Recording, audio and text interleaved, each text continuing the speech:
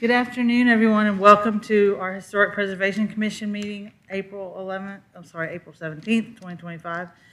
I call this meeting to order. The first thing I'd like to do is introduce our new member, Kristen Colby, appointed by Councilman Hypes. And then I'd like to introduce you to Joel Carnow, our GIS specialist, who's going to run the media for our meetings. And then our first order of business is an election for chair and vice chair for 2025. Does anyone have a nomination for chair? I would nominate Bonnie.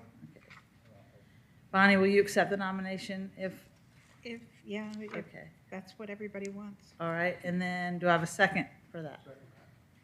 And everyone in favor, raise your hand and say aye. Hi. All Thank right. you. And then, does anyone have a nomination for vice chair? Shaq. Okay. And do we have a second for that? Everyone in favor? Aye. Aye. Thank you you. agree? And now I turn the meeting over to Bonnie, the chair. Okay. And I'd like to make a personal welcome to Kristen. We're delighted to have her expertise and her personality on our board. Thank you. So, welcome. We are going to do the Pledge of Allegiance. Please stand.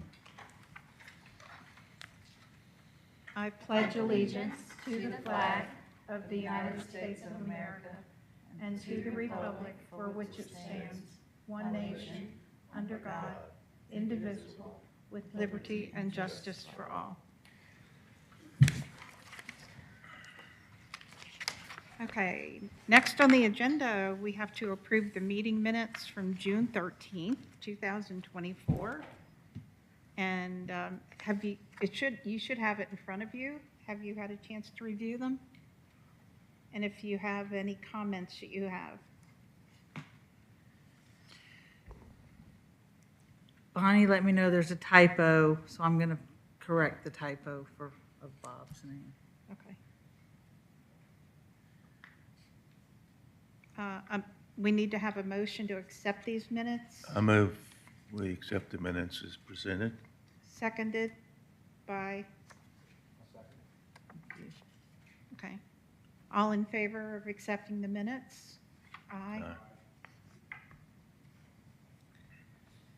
Okay. Concerning the public hearing item, we need to turn it over to Ellie. Yes, I need to read our public hearing procedures. An individual requesting to be heard on a matter related to the purpose of the hearing must be recognized by the chair before addressing the board. Upon rising to speak, the speaker must identify himself or herself and furnish a home or business address before proceeding with any comments or remarks. The commission will allow the proponents a total of 10 minutes to speak in support of an application.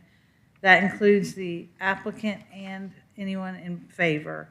Opponents will be allowed 10 minutes to speak in opposition.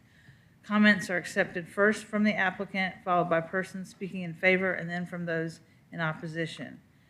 And if the applicant is going over 10 minutes and Bonnie wishes to allow them to continue, she can do that. But the bottom line is the proponents have to be offered the same amount of time to speak.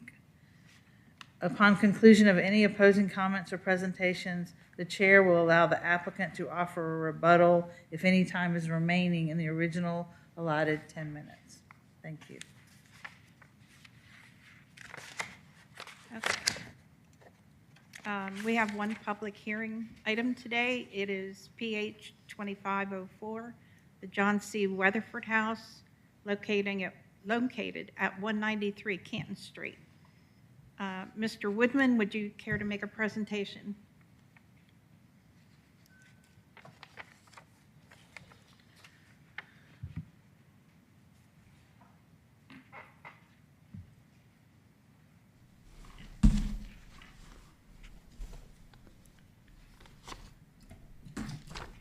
Thank you, Chairwoman and Commissioners. The request before you today is a request for a public hearing to designate a structure as historic. The conditions of zoning on the property required that the John C. Weatherford House be saved, restored, and designated as historic under the city's Historic Preservation Incentive Ordinance. And I do have a location map on the overhead. This property is located at 193 Canton Street. It's at the southeast corner of Mayfield and Canton Street. This request is approved. It would move this property from the city's contributing historic buildings inventory to the designated historic buildings inventory. This property was approved back in 2021 to allow a 17-lot, single-family detached subdivision on 2.4 acres. I think I have a site plan showing that. So this is the site plan that was approved for the property. This is the historic John C. Weatherford house on this property here, which is on their site plan is Lot 9. And just to take a step back for a second, I know I've had a couple questions from some of the commissioners. There was a design review board request on this property recently. That request only looked at the new homes that would be built on the property, and there was an approval for the landscape plan that would apply to the entire property from the design review board, and there was an approval for 3 of the new homes. DRB has no authority over the historic property, and nothing that they considered had anything to do with that property.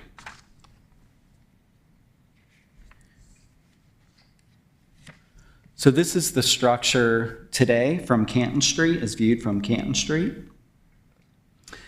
The subdivision that I just showed you at the time that it came through zoning back in 2021 was referred to as Hudson Park. And the approval on the property allowed for saving and rehabbing the historic house and using it for a residence or an office.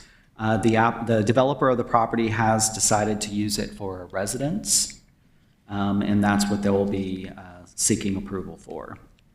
Did a little bit of research on the property. The John C. Weatherford House was constructed sometime between 1910 and 1920. So it's approximately 105 to 115 years old. Structure is approximately 2,786 square feet, and it is built in the folk Victorian style. We looked at Commissioner Mashburn's book, Alpharetta, Milton County, The Early Years. And we noted that John C. Weatherford operated a dairy farm from this property. And the property also played host to an unusual attraction. And it sounded like the Weatherfords charged $1 per person to view a 2-headed calf that was in the barn on the property. Thought that was interesting. So when we designate a property as historic, there are review criteria by which we assess that request to designate, and I just wanted to go over that review criteria for you, with you, because that is the criteria by which you would make a recommendation either to approve or deny the applicant's request.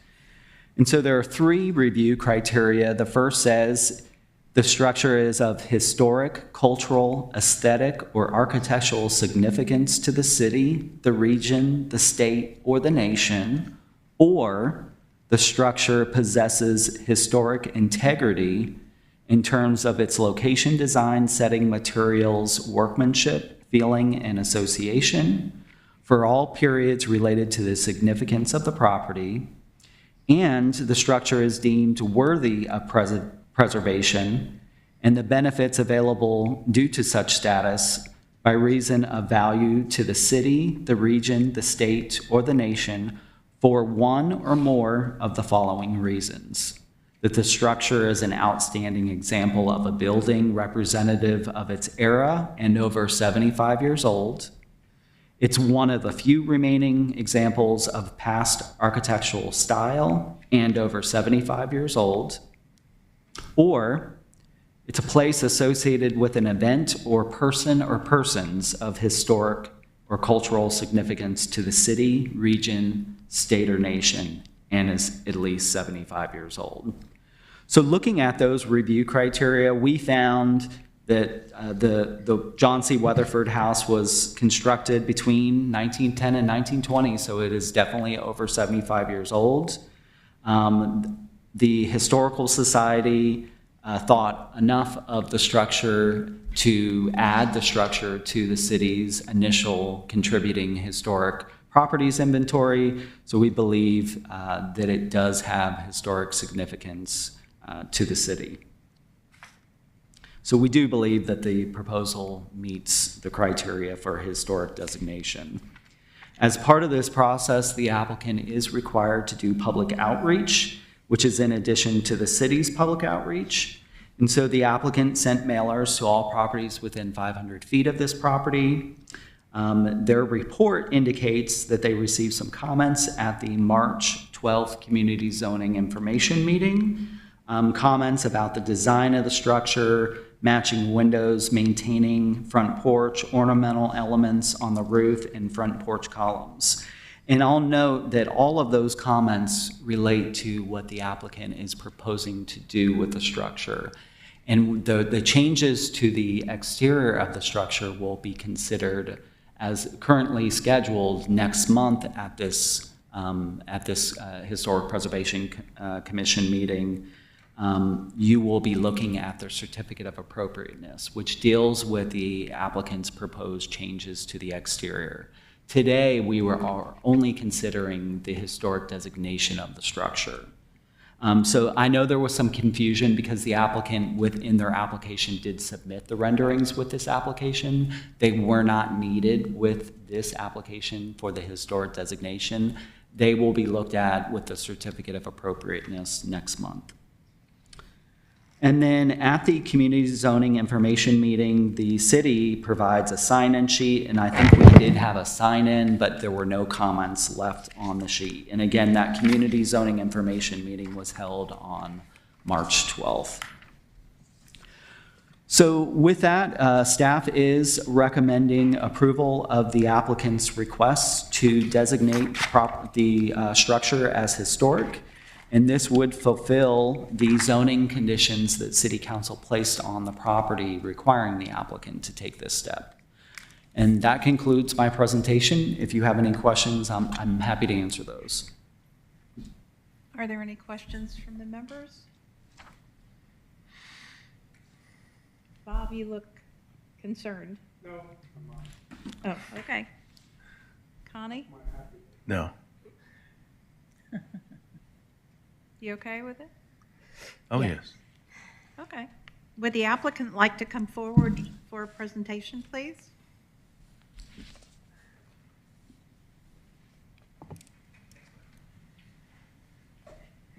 Hello, my name is Chris Davis, and I represent the ownership group for 193 Canton Street.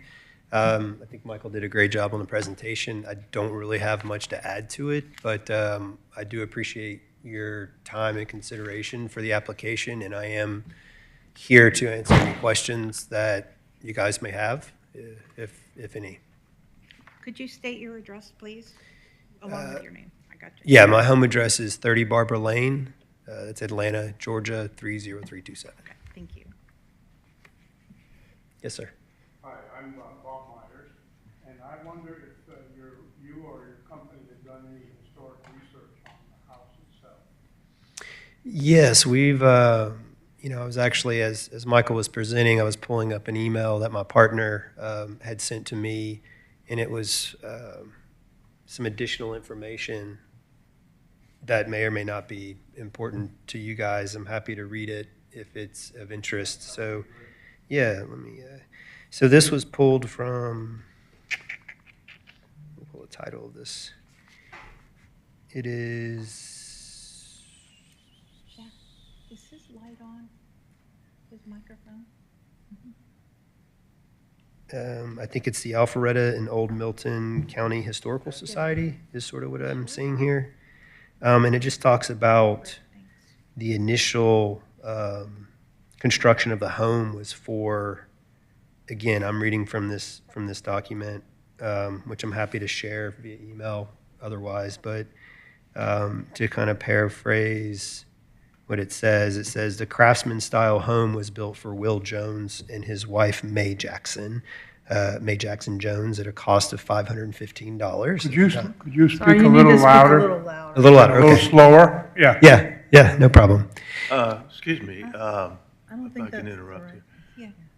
That, I believe, is the Jones house that's Is that, out Yeah, here on that's Main not the Street. correct. That's not the right house. okay, well, then I stand corrected. It was emailed to me and said, hey, if they want to find out more information, you can read from this. So maybe I'm incorrect.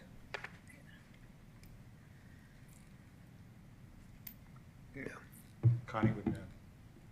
Pardon? I said Connie would know. Yeah. Do we know, either one of you, who actually built the house? Was it John? Well, Weatherford? that's, there's no records really to tell us.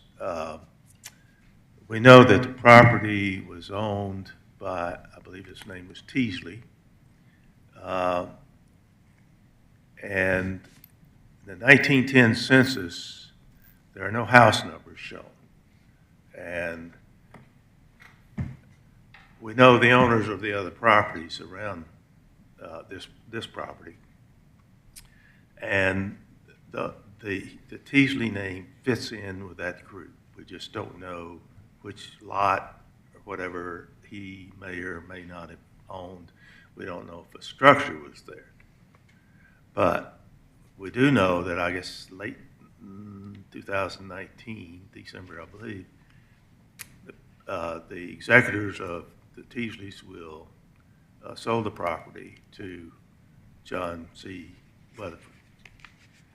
So whether he built the house or if a house existed there in 1910, we just don't know. So are you saying that this happened in 1919, that Right. it was transferred to the Weatherfords? Yes. Okay. Yeah, that's when he bought the property, and And there was no house on it at that time? we don't know. We don't know if there was a house or not. I suspect there was because the records are fuzzy, but we think he moved there about the same time, shortly after, maybe, he purchased the property. So he could have built the house then, or it may have already existed. I don't know of anything we can look at, any records that would tell us specifically which. I've tried to look on the internet to answer that and several other questions, and it's not there. Do we know when the first censuses were recording the street addresses, like you were saying, in 1910, they didn't include the street addresses, but, No. okay. Because I Closer. have seen some of the really old censuses, so I might be able to look into that. Okay, the numbers that identify the persons shown on the census is the number in which they were contacted. Okay. Yeah, and so if somebody was out, away from home, Okay. that kind of confuses things Sure. because they would add he or she in later on, so Okay. that's a little confusing. Are there any other questions? If there are no more questions, can we have a motion No. to, We need to open the floor for public comment Ah. first. okay, You can, thank you. Thank you. I'd like to open the floor to public comment. Do we have any comments? None? so you can say if there's, then you'll close public comment. Okay. And closing the public comment section, I'd like to receive a motion to the body to vote on the designation of the historic property. May I say something? Yeah. I guess my concern, I know that right around the house has been zoned live, work, and also residential. My concern is that, let's say we do get through, we designate the home as historic, and they do get a certificate of appropriateness, and it's restored. My question is, if, I know currently they're planning to have it be like a residential person living in it. Should someone want to run a business out of the home instead of folks living there full-time, would that change? Would that then go under review so that, you know, maybe if it was going to be turned into a coffee shop or the office for this development, would that then come under some kind of review for the design if the home needed to change to accommodate a business? Mr. Woodman? So the council conditions on the John C. Weatherford property only. So just on that lot, not the rest of the property that will have homes built on it. It limits the use of that structure to either a residence or an office. So a coffee shop is out of the question. Okay. So they would have to, in order to get a coffee shop approved there, they would have to come back to city council and request to change the condition of zoning on the property that limits it to a residence or an office. Now, there's nothing that the applicant intends to use it for a residence. That's what they have stated. But they have the right to also use it for an office. So could they convert it from a residence to an office sometime down the road after it's designated, after the certificate of appropriateness is approved? Yes, they could. If they changed it to an office, any changes to the exterior of the building would have to come through to this board for approval of another certificate of appropriateness. If they didn't make any changes to the exterior of the building, the only process they would have to go through with the city is changing the use from residential to office, which they would have to come to our building department to get a building permit. We would require things like when it goes from a residential to an office, it may trigger things like sprinkler systems within the structure, things like that. Okay, thanks for answering Yeah. that. Mr. Woodman, let's say that the person decides they want to make a coffee shop and they're going to go to city council. Would our commission be notified at that point, or would it just go straight to city council? So if they wanted to do a coffee shop there and they had to get council to change the conditions on the property, as a courtesy, Ellie and I would notify you to let you know that that application is out there. But there's nothing in our codes that requires us to notify the HPC, the Historic Preservation Commission at that time. We would do it as a courtesy, just to let you know, because it is associated with the historic structure. But ultimately, it would be the decision on changing the use of the property to a coffee shop would be with city council. Yeah. Yes. Thank you. Now, as part of that process, to change the use of the property, all properties within 500 feet of that property would have to be notified. So those properties would be notified. We would do the typical advertising on our city's website, the sign on the property, the advertisement in the local newspaper. Okay. So a Thank you. neighbor could oppose. I'm sorry? A neighbor down the street who would be notified could oppose. Certainly, it's a public hearing process. All of these processes are public hearing process. The public gets an opportunity to be told about this request and have their say about the request, certainly. My biggest concern was just that if someone were to move into the home and perhaps they do want to run the main office out of there instead of having people live there, I was just hoping that we would somehow know, say if they were going to get rid of a fireplace with historical mantle or that kind of thing, if there would be an opportunity to preserve that. So it's sounding like no, that it would really be the exterior changes that would be under. It's, yeah, the Consideration. Historic Preservation Incentive Ordinance only covers the exterior Okay. of the structure. Okay. We can certainly encourage developers to save things like flooring or details that inside the house, but we cannot require them. Okay. We can encourage them, and we do encourage them from time to time. You're really only looking at the exterior, which does include chimneys, because they are seen from the exterior of the structure, windows, doors, siding, things like that, roof materials. Great, thank you. Yes, Bob?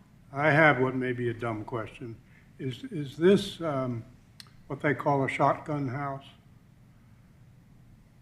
Which means with a corridor that goes from the front door all the way through the center of the house to the back of the house, which was common in that style? No. I don't know the answer to that question, so I'll see if the applicant does.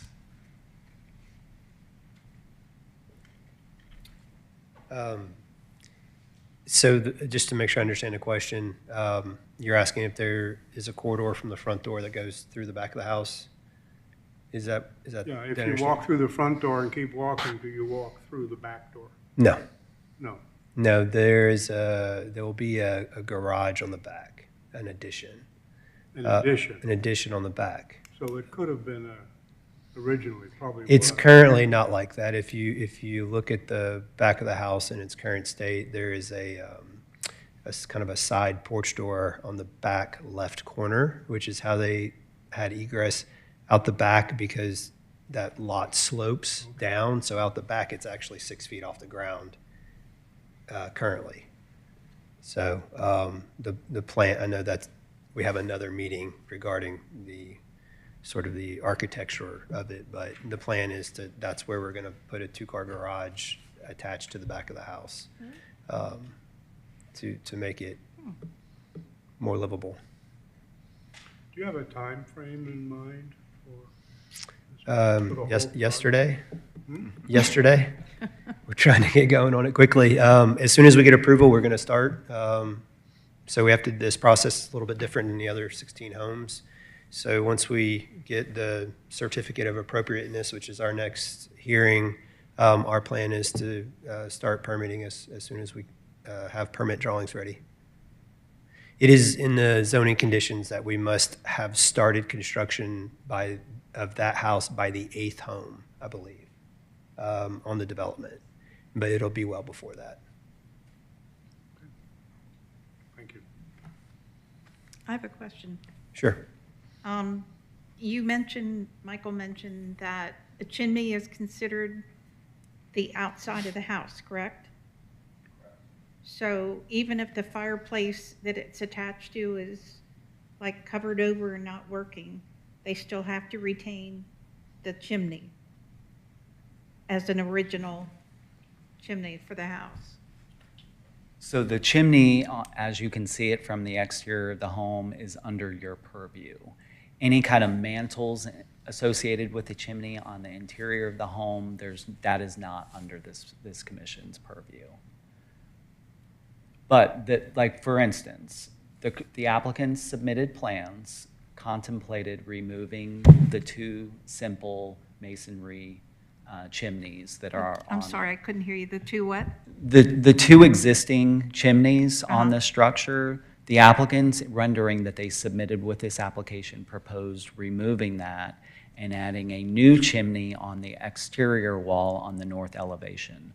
The applicant has received comments from our downtown consultant that would be taking away from the architectural integrity of the home. Okay. And so they're working through those comments. Again, that will be addressed with the next hearing, the certificate of appropriateness. Okay. But the chimney, as you can see it from the exterior of the property, of the structure, is under this commission's purview. Okay, thank Yeah. you. Yeah. Do we have any other questions, discussions? I would like to entertain a motion to accept. I move that we approve the Weatherford House for designated status. I'll second it, and I'm sorry you beat me to the punch. Okay, a motion has been made, excuse me, by Connie Mashburn and seconded by Bob Myers. No? Shack, sorry.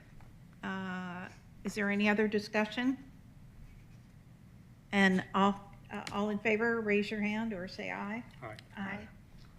And the motion carries. Thank you. Now, we have a section for items from the board members that would like to be brought up. Do y'all have anything that you'd like to discuss? There are actually two things that I would like to discuss with you. I'll get your viewpoint on. One is that I think it's important that we get a designation on the Bailey Johnson School. I know, The first thing you would do, Bonnie, is make it a contributing historic property, because it's, you're right, I think it is a contributing. I don't, it just turned 75 years old. right, but I'm not, we have to verify that it's a contributing historic property first, before we put it on, before we make it designated. Go ahead. Okay, so how do we do that then? Well, I'm just saying that's the first step. We'll have to check to see if it's on that list. So that's what staff does, or we do, or? Well, go ahead with what you want to do, and then I'll let Michael go forward. Okay. Well, since it just turned 75 years, I've talked with several of you all, and we feel it's very important to make sure that it's not going to get demolished. And it may have future buyers, and we want to make sure that it's going to stay the way it is. And I'd like to get y'all's viewpoints on that together as a group, and let me know what you think. If we add it to the contributing list, we've only done this once, I think, the initial list. I don't remember adding any more since then, but is a public hearing required?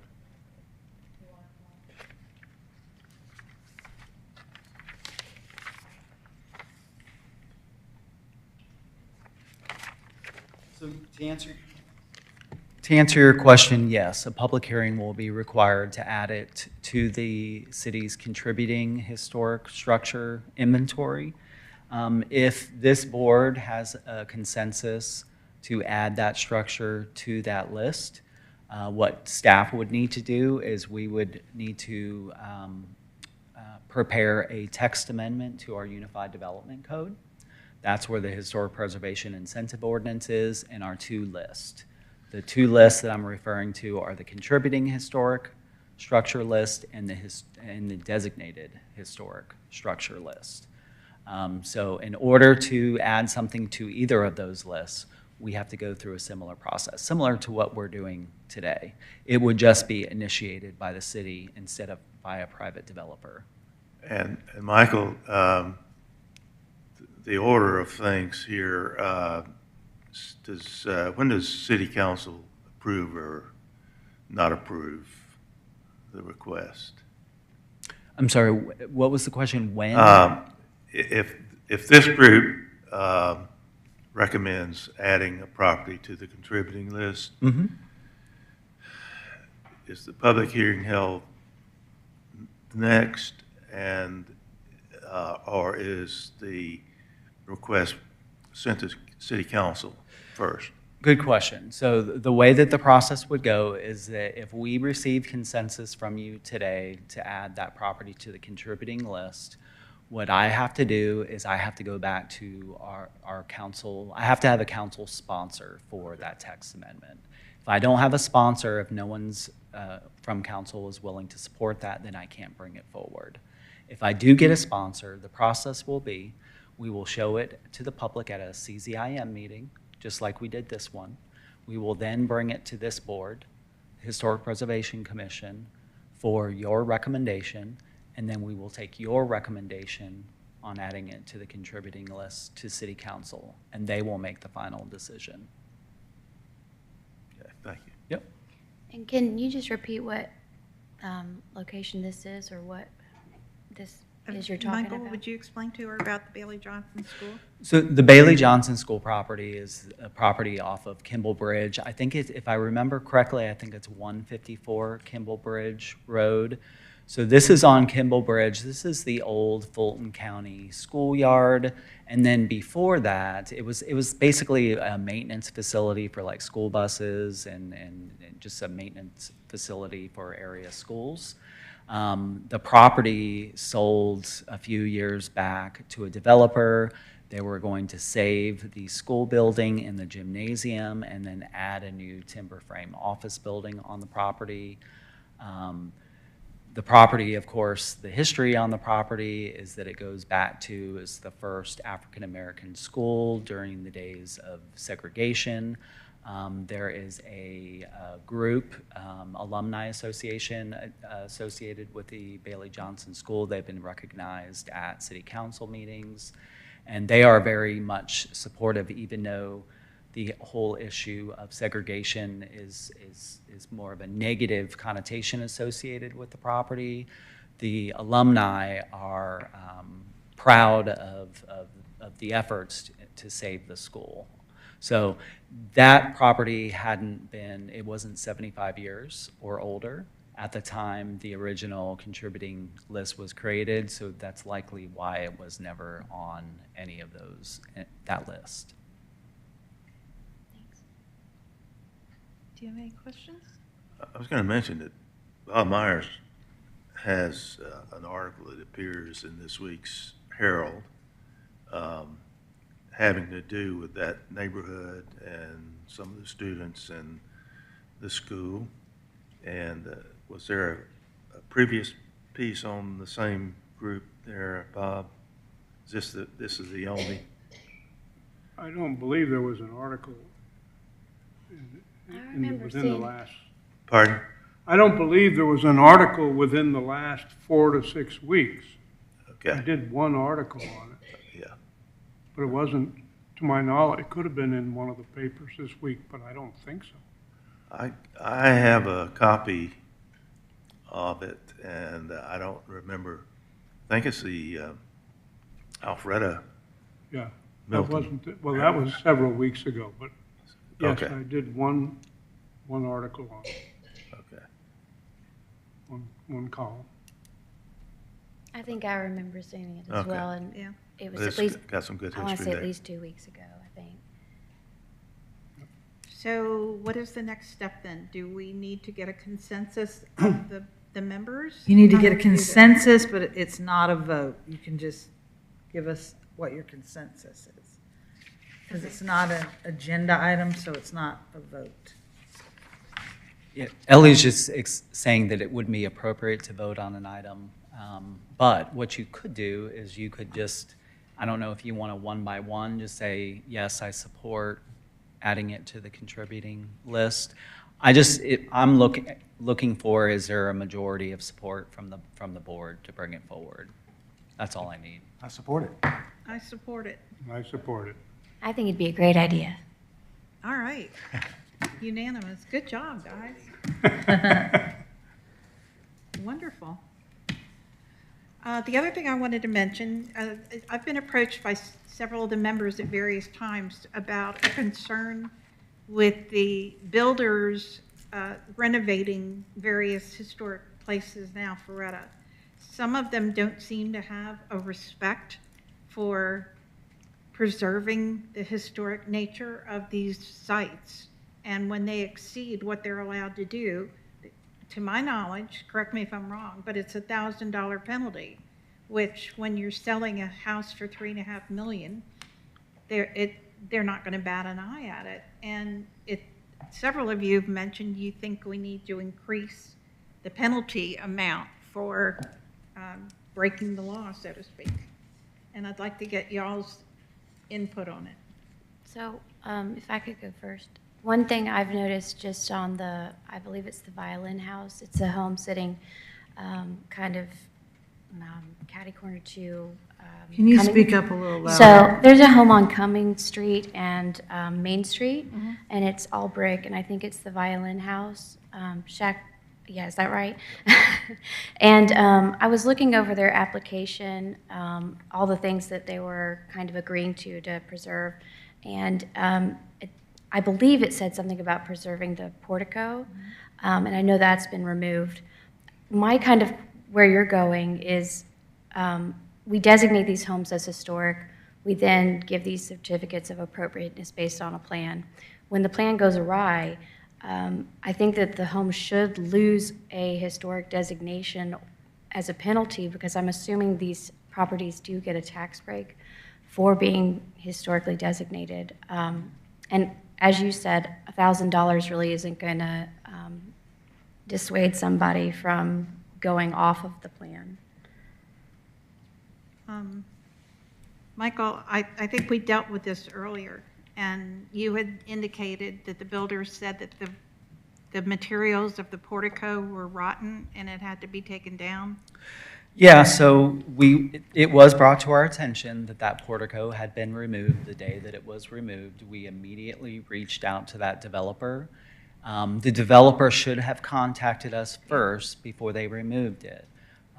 But he did acknowledge that as they were getting into the structure, they had, and I don't remember if it was termites or if it was just rot, but the structure was unstable, basically, and it was in risk of collapse. And so they did deconstruct it, saving all the existing bricks so that they could rebuild it. But I think really the only thing that they did wrong is they should have contacted the city first, and that developer understands that now. In fact, he's recently contacted me about some issues that he's run into with the windows, because they told you during their certificate of appropriateness that they would try to save the windows and rebuild them, repair them. And so there are a few windows that they've encountered that may not be able to be rebuilt. They're working through that issue, but they at least learned from the issue with the portico to contact us first before they make any moves. So that applicant has learned from that. Now, I will say with fining, what the code says is that fines should be issued upon continued non-compliance, okay? And then also in an immediate threat to the public health, safety and welfare. In this instance, that development, we hadn't had any other issues with that developer. It was just an oversight on their part. They thought the thing was about to collapse, and so they started deconstructing it, and they didn't call the city before. So that's why we didn't fine in that particular instance. And please understand that when we've got a lot of development going on in the city, as you know, especially here downtown is very popular. We have to balance, relationships with developers and balance the impact to our community. We are fortunate that we've had a lot of good development occur in the city.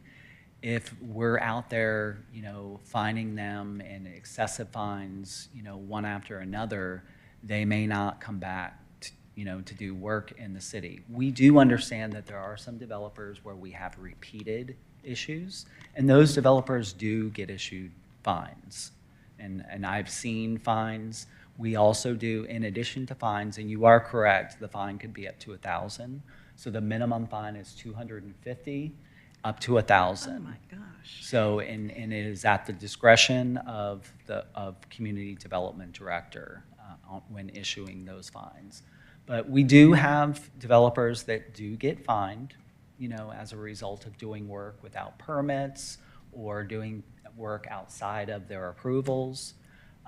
We also charge double fees on building permits when developers do work before they have their permit or do work, outside of their plans. So that's something that we do as well. I guess what I'm curious about is how come when you've got a plan approved by the city and they are doing that work and they run into something, like you said, how come they're not issued like a stop work order until all of that can be fleshed out of what's going on and why did you just take it down? And well, we do. We do Okay. issue stop work orders. In fact, I think on 133 Cumming Street, we had an issue where the developer had gone outside of his approved plan and a stop work order was issued on that particular property. The portico at the old violin shop, which I can't remember if that's the J.L. Morris, Dr. J.L. Morris house, I that sounds believe. right. Yeah. So that coming down, that was done immediately. Same day that it came down, I was notified about it, and I immediately got in touch with the developer, and got the answers to my questions, so there was no need to issue a stop work in that particular instance because we resolved it immediately as it was brought to our attention. Okay. But that's exactly what we do, is we do, if we see a violation, a stop work order, we do investigate, stop work order is issued, and there may or may not be a fine, but correction to whatever they were doing outside of their work has to, they have to remediate what they've done. Let me ask a kind of complicated question, or maybe not. So when they took off the portico, let's say, and then they said it had termites and was unstable, is there anybody after the fact that's going to go out and check out their story? We do have building inspectors that we go out, and we had our head building inspector that we sent out in that particular instance And to could go out confirm there. that what Yeah. they're saying So is ideally, true. they would be actually calling the city, and then you would be sending someone out. If it hadn't been so urgent in their eyes, if they had found a problem like with the portico, ideally, they would have called the city and let the city know. Yes. And then the city would have probably sent someone out? Is that what We you're would have sent someone out, Okay. and if what they were proposing to do at that time we felt needed to come back to this board, we certainly would have sent it back to the board. That could have been one of the options. If it was something like this, where it was imminent that it was going to collapse, there was a benefit to trying to deconstruct it so that you could save the existing materials so that you could reconstruct it. So yes, there's a lot of options at that time. When the applicant recently reached out to me about the issues with the windows, he talked, one of the options that he proposed was, is there a way to replicate these windows, so build new ones that look like the old ones? And I checked their application and what they submitted to you, and that's not what they said that they submitted to you. And so I told him, I said, if it's one window, I might be able to work with you, but if it's all the windows that you need to basically bring in new windows, even though they'll look like the old ones, that's not what they portrayed to this board. So I told him you would have to go back to the Historic Preservation Commission to get that approval to do that. So he is concentrating on rebuilding the existing windows the best that he can. I'm not sure which document I read. It might have been an old one, but just on their application for the development, I saw that they were going to bring everything up to code was what was written. I'm sorry, which So it was like a description of, these are going to be two 24,000 square foot structures, and that the remaining historical home would potentially be a restaurant, and that they would be bringing everything up to code. So I'm just not sure. In my mind, when I read that, I think to myself, okay, they're replacing all the windows, they're gonna take off any siding and put on wrap, or, so I'm just wondering where would it have come in that they were keeping the windows?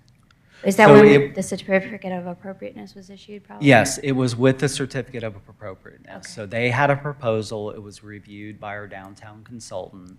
We had comments, the applicant made some changes to address those comments, and then they presented their case to this board, and they were ultimately approved. Now, that particular developer, that structure is a brick structure. They were represented by Tracy Ward, who used to be one of our former downtown consultants and who understands what we're looking for in the downtown. And so they did not come forward proposing to rip out the windows and doors and replace them with new. They knew that they needed to keep the existing materials and details because they were representative of the character and style of that structure. So that's what the applicant approved or proposed, and that's what this board ultimately approved for them.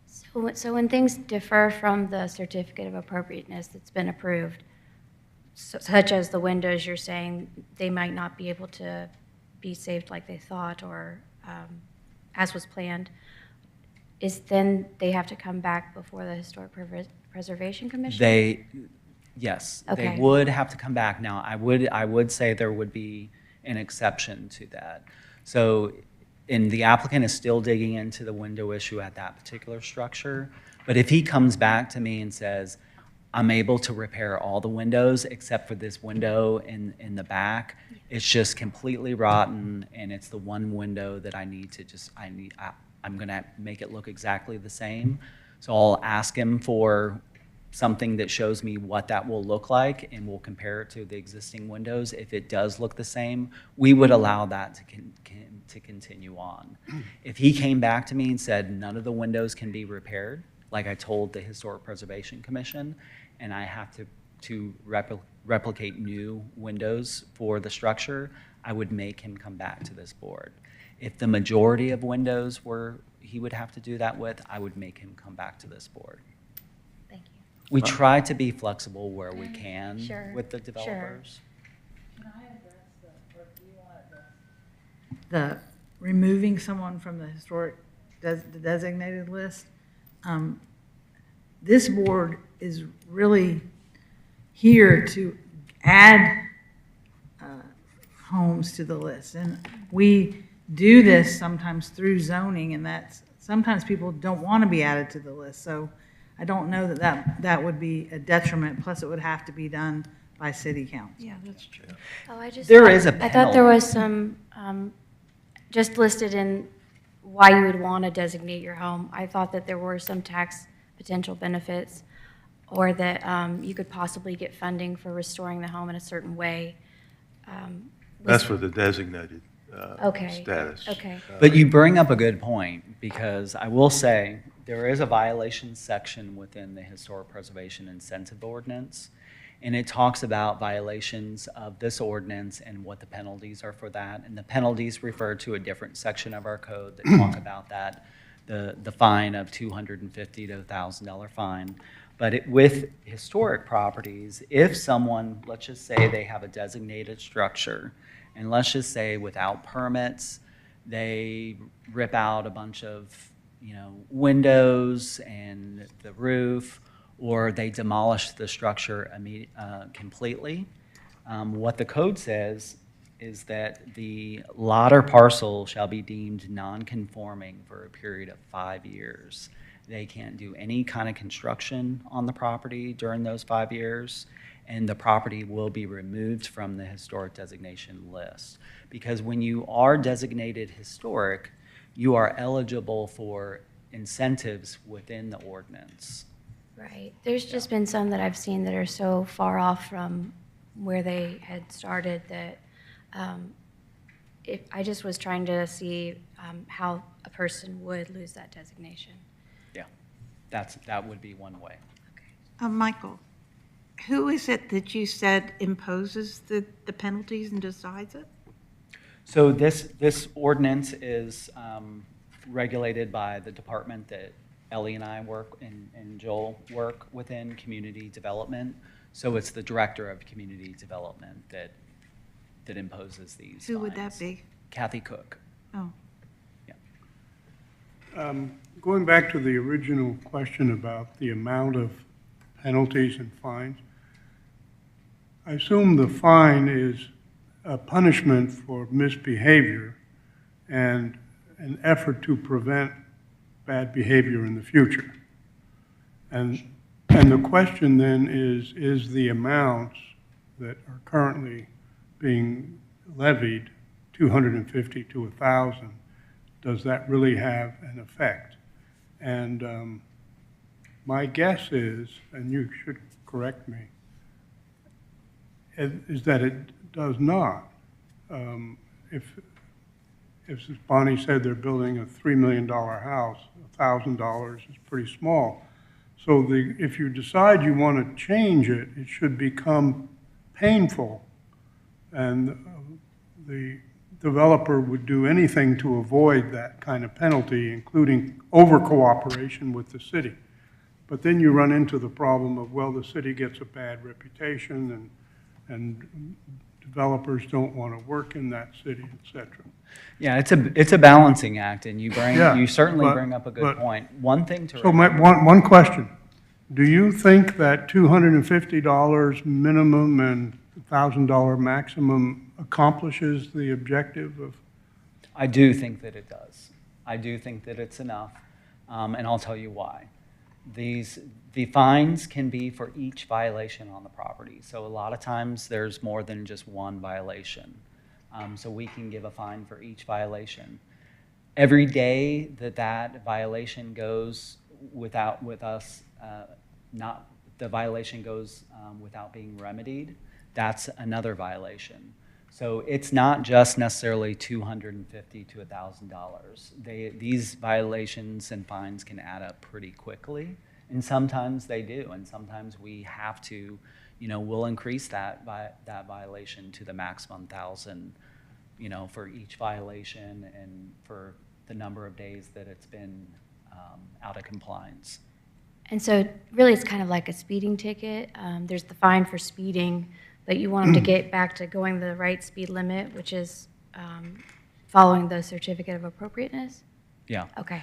And the other thing too, and you brought up the stop work order. So the stop work order is something that they don't want either. So there's fines, financial punishment, but stopping work, all trades on the property have to stop work. They have a client, the builder has a client that they're working for. They have a time schedule, that they're trying to achieve.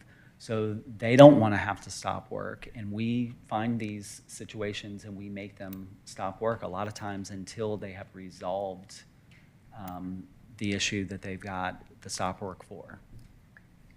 Michael, on the Morris house, is the portico being replaced?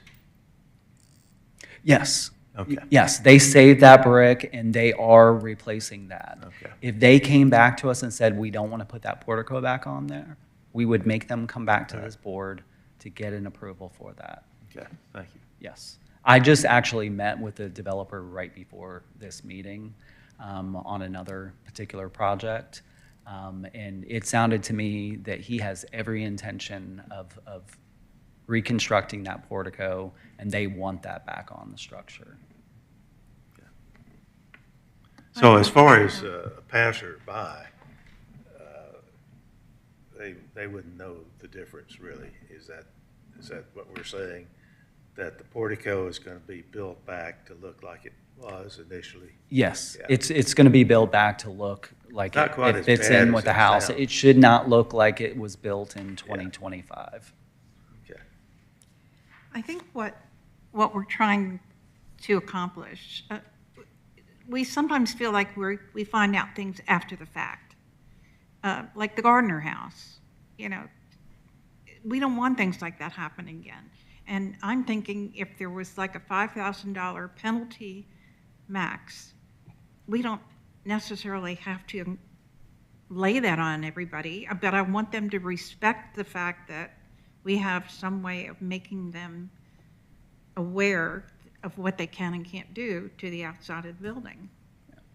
And we can certainly bring that back to our council liaison to see if they would support any kind of code change. I can certainly communicate that to him and see if he believes that we need to make a change. Again, he would have to sponsor that code change, and it would be ultimately up. Who is that? Our liaison for community development is Mayor Pro Tem Merkel. Oh, okay. Would you do that then, please? We can do that. If the Okay, board, if there's are we in consensus on the agreement? board to raise the fines, I can certainly bring that Are we back. all in agreement? Well, Yeah. as it stands now, every day, the change hasn't been fixed. It's going to be $1,000, so it could wind up being $10,000 in 10 days. Right? It could be, but we could, the fine could be as little as $250 a day for each violation. But, if we did see that this was a developer that had made multiple mistakes on the property, we had multiple stop work orders, I suspect as we see more instances of that, the fine will increase. So the more instances of stop work orders working outside the approved plans, you would see that fine likely raise. But,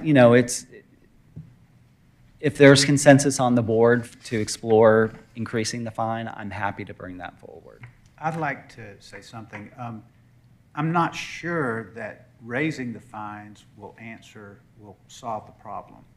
And the problem in my mind is really more finding out after the fact and to something that, the whoopses is really what I'm talking about. And they're not really replaceable because they're, Exactly. Yeah, because it's Destroyed it's now. spilled milk. You can't clean it up Right. at Yeah. that point. So there's no correcting it at that point. So like the portico, there's no putting it, it's done. But in the case of, I'm sorry, go ahead. So, I mean, we go out there and that's why I was asking those questions earlier. We go out there, is there evidence that they're telling the truth? Because it would seem so much easier to have the whoops than to go to the trouble of letting you know. Exactly. Yeah. that they And, had to and we take it wish down. that everyone would let us know first before they did something and not do the alternative, which is to do it and ask for forgiveness. But that does happen, whether it's a historic property or a development of a site or new construction, it happens. It does happen, and there are some folks that's the way that they operate, is they go ahead and move forward with something and they ask for forgiveness. Some folks know And so to ask for I'm not permission. sure that raising the fine specifically solves that problem. could we possibly add something like, in the case of windows, if the certificate of appropriateness says we're keeping these windows and preserving them, and then the builder finds out that that's not possible, could we possibly require something like they have to replace them with old windows? So in the case that maybe something is totally destroyed, but we've kind of agreed that we need this for the exterior to look like the old house. I mean, that's a possibility, but I think this board has the control over that anyway. So like we were talking about the Dr. J.L. Right, it Morris would come house back. and the issues with the windows there. If the developer comes back and finds that he has to create these new windows, he will have to come back to you and ask for that permission. That is not what he portrayed to you with his certificate of appropriateness. The only kind of flexibility that we as staff would offer to him is if it was just one window. Sure. We don't want to be a burden and put someone through a bunch of red tape if it's just a small, insignificant Well, because they're change. demonstrating that they want to do the right thing, right? Yeah, but if someone came to us and it violates the certificate of appropriateness that this board approved, we're going to send them, they either have to come into compliance with that plan, or we'll send them back to this board. And you can condition, you have to use old windows, Okay. things like that. This board has that right. And just on that note, who keeps track really for sure that they're, throughout the whole process, that they've done the right thing, that they've So our building inspectors, so we have site inspectors on site as well as building inspectors. So there's an approved site plan for the development, which a land disturbance permit, which our land development site inspectors are enforcing. And then the building inspectors are enforcing the building plan. So that certificate of appropriateness plan, once it's approved by this board, goes to our building department for approval of a building permit. And when we're reviewing that building permit, we're confirming that what's shown on that building permit matches what you approved on the certificate of appropriateness. And then the building inspector is physically out at the site confirming that they're building to plan. They're not at the site 24 hours a day, 7 days a week. They get called out there. They do random stops at sites, and then they are called out for specific inspections. And then, of course, if we see something or get a notification or a complaint, see click fix, we send them out to the site to investigate. Okay. Thank you. If we recommend an increase, I would say the bottom end, it needs to be increased, because $250 is a nuisance, but say 500, a few of those on a lot would make a difference. Okay. Much more than $250. Michael, I have a question. Mhm. In the case of the Bailey Johnson building, we were told that the gymnasium was kind of falling apart. That's what the developer told us. At that point, do you send out people to verify that, or do we believe them carte blanche? So they provided an inspection of that building that supported their claims. We did ask our building official to go out and look at the structure as well, and he also agreed with that report and that said that the building had significant structural issues. So they did bring the gymnasium building back to city council to allow them to remove it, but they have to build back a similar building. Okay, That applies only to the gymnasium, not to the school.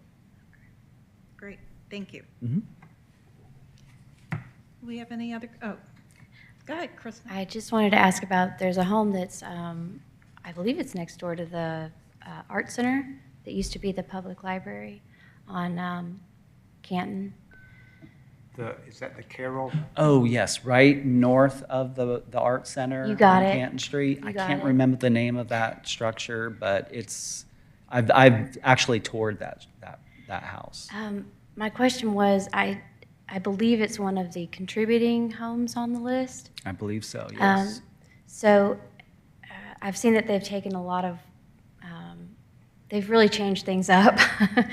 Windows have been removed, siding's been removed. The front of the home where it had some scalloped shake kind of thing has been removed.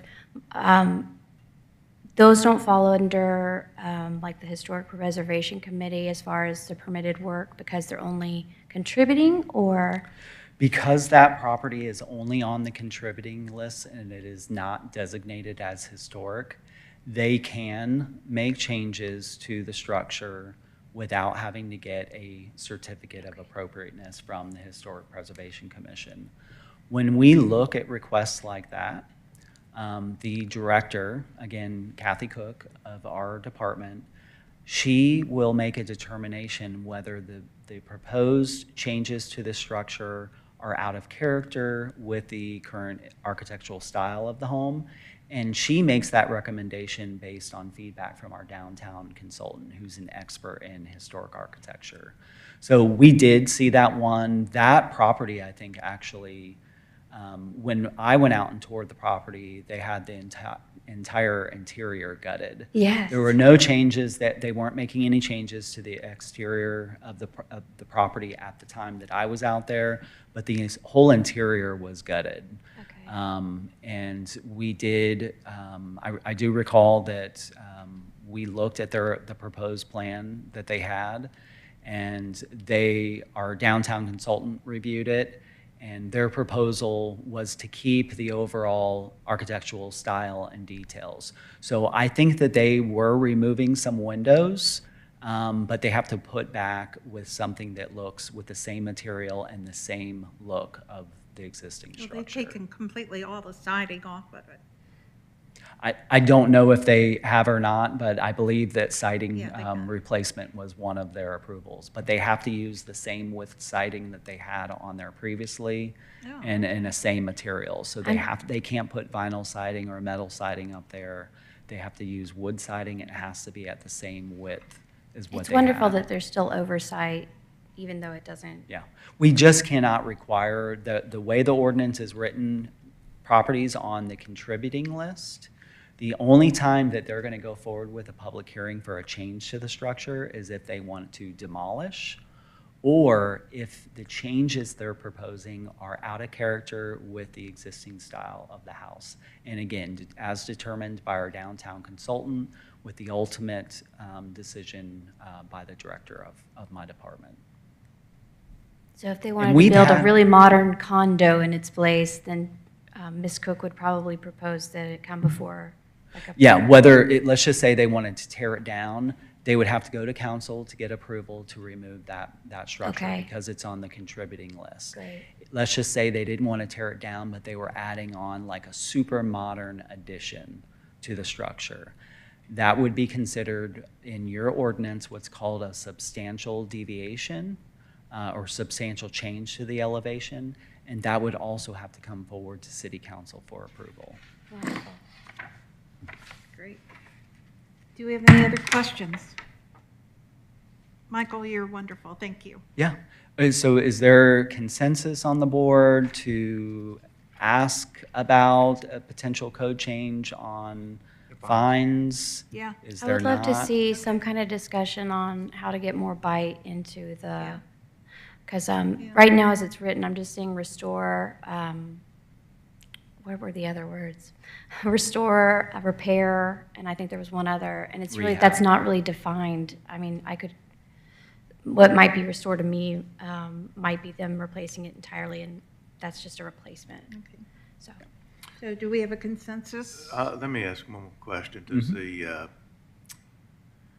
Community Development Department ever weigh in on requests such as this, or are you completely out of the picture?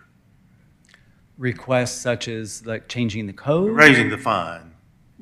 So yes, we are the owners of our Unified Development Code. We make the changes to it. Now, we don't have the final say, City Council does. Right. But we are involved in drafting changes, doing research maybe on what other communities are doing. So you do have influence, or you have recommendations, or a sense of what's appropriate or might hit the council the right way. So if this is being considered, would it be better to have the Community Development Department weigh in on that possibility, or? I'm sure we'll be asked, so if I do bring this forward to our council liaison to see if he will support or sponsor that code change to potentially increase fines, I suspect we'll get a question back from our liaison asking, do we think that this is appropriate? Do we believe that this is a problem or has contributed to a problem? And certainly, we will be ready to respond to such a question. And I think I've somewhat responded to that. I do think that the current fees are appropriate. The bottom end, I can see the 250 being, kind of a drop in the bucket, and maybe there should be a change there. But I do think that they are effective, the fines. As I mentioned, we do fine based on each violation, based on each day that they go unpaid or unresolved. So they are bigger than that 250 to 1,000. But it's my opinion. Now, my opinion isn't the only opinion that would matter. The director also would be part of that conversation. If she feels differently, she would certainly provide her opinion on it. I would want to be specific. My concern is if a violation is made and it can't be resolved, it's impossible to resolve it. It's a whoops, it's a mistake, it's an accident, let's say, or whatever, or it's a kind of accident. How do you broach those? A fine isn't going to, you can't fine them $1,000 forever because they'll never be able to resolve it. So that would be kind of my question. Well, and we can also decide to pull back on those things. Like, let's just say for whatever reason we decided to fine the Dr. J.L. Morris house for removal of that portico. We may have decided, well, they're under construction. There's no reason to rebuild that portico at this time while they're building 2-3-story buildings and there's so much construction activity. Staff can make the decision, we'll just do a one-time fine as this is your notice of punishment, don't do it again type thing. We can make that decision internally. And I guess I'm satisfied really with that whole thing if it can be proved that they're telling the truth. If they make a mistake and they can prove that it was a mistake, I've got no problem with that. And we do investigate. We use our building inspectors, building official to go out to the site if need be. But I will say, when we receive an application for a public hearing, like the application for the previous item, the city attorney has told us over and over again, we have to trust by when they sign that application, they are signing and stating that the information that they're providing to us is true and factual. So there is some trust that we have to put in there, but in those cases, we do some investigation and we do go out to the site and look at those. Thank you. Are there any other questions? So I think Michael wants a consensus from us as to whether we want to take that forward. I think the discussion should be made. Yeah, I do too. Okay. And I'd like to see it kind of include what restore or repair means. Connie, what Okay. about you? So are we considering making a specific recommendation as to an amount an increase should be, or? I don't think I need to know a specific number from you. What I hear is I hear a majority of the commission that has some concerns with the current fines. Maybe they are not sufficient, high enough amount to dissuade developers from making these mistakes. And I think that's enough for me to bring it forward. I think we could definitely, if there's support to bring a code change forward to change the fines, we will certainly do our research. A lot of times what we do is we look and see what other jurisdictions are doing, kind of our surrounding jurisdictions. We will also look at other jurisdictions that have a number of historic structures in their community and kind of see what they do in those particular instances. We'll take that information and we'll make a recommendation on what the fine should be increased to. Yeah, that sounds good. Personally, to make it simple, I just want it to be a deterrent. When the builder looks at the application, I want it to say, if you intentionally, or if you destroy this historic property, there are fines up to $5,000, let's just say. And he's going to go, whoa, I got to be careful about that. That's all I want, for them to respect it, not that we are trying to rake in money. Understood. By the way, where does it go? I'm sorry? Where does the money go? The fines? It gets put back into our general fund. Oh, okay. Yeah. All right. Are there any other items you want to bring up? Shaq, you're going to say something. No, I sense some hesitation with Connie. No, I'm good. I'm good with the way Michael just described it. They're going to take a look at things and Have a discussion. yeah. And then I'm sure they'll get back with us, and then if we Yeah. balk at their recommendation, then I guess we could take it up then. But I feel much better if they find out what other communities are doing and what fines seem to be appropriate throughout. So, yeah, I'm fine with it. We'll report back to you next meeting on what we get on the two items that you've asked me to look Yeah, into. we have a meeting next month, right? As of right now, we do have a meeting scheduled, So I maybe think, for we May can 15th. update it then. Yeah. You made a very interesting point of finding out what they do in places like Charleston, where they have a lot at stake. They Yeah, it'll be probably interesting to do a little see. more than $250. Yeah, it'd be interesting to see if maybe they have a different fine amount that applies to historic structures as opposed to any other structure. But certainly, if we're instructed to move forward with that, we will do that research. Okay. Do we have any further items from staff? No items from staff. Okay. Just leave your iPads at the dais because we have a meeting after this and I just have to switch over the agenda. Thank you. Okay. May I have a motion to adjourn the meeting then, please? I make a motion to adjourn. Okay. Second? I'll second it. Jack, all in favor? Aye. And thank you, everyone, for participating and I'm so proud of this commission. Another designation. We're lucky we have a really good chairman. Oh, thank you. Only because you guys are here. And we couldn't do it without Michael. Yeah, thank you for your patience, Michael. And Ellie.